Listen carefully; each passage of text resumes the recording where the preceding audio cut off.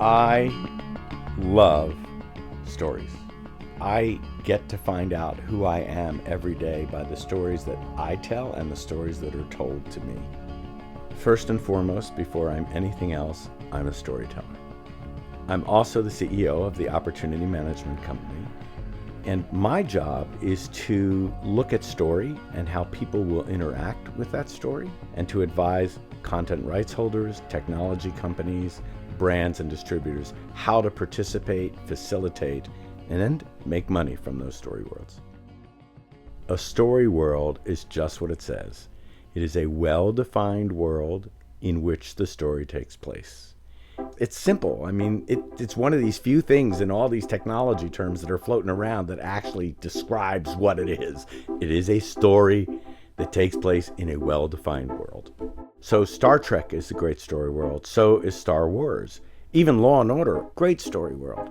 I think my favorite story world of all time is the United States. The Constitution of the United States established the story world. So story worlds are all around.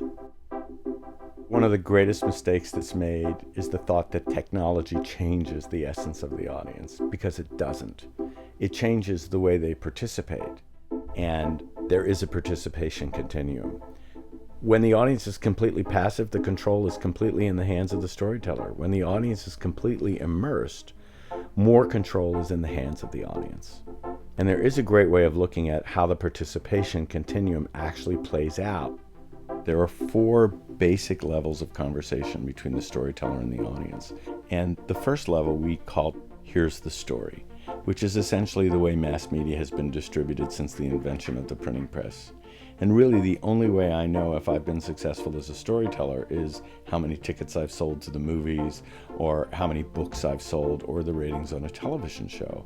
So really, that is kind of one way and in a sort of vacuum. But then technology comes in and it changes everything. The second level is I'm listening.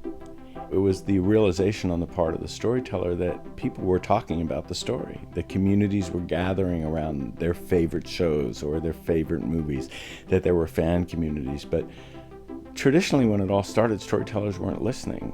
And I call this the John Chu model because he, as a filmmaker, is a perfect example of a filmmaker that's listening, not only listening to the audience, but in conversation with them.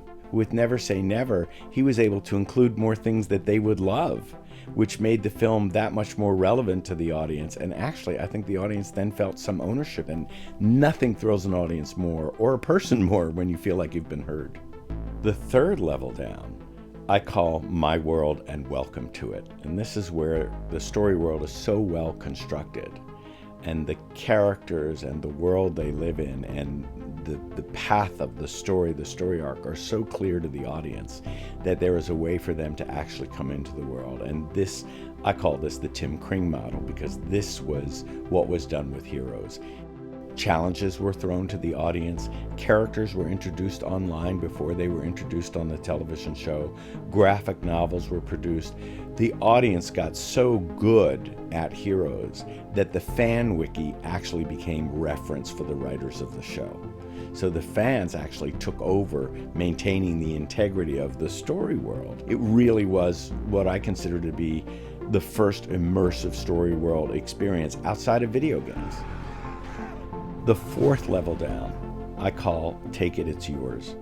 In Take It, It's Yours, the storyteller actually gets to bear witness to the audience's creativity. And in Eric Kripke's case, fans created canon that was separate from the official canon rules of the story world to the show.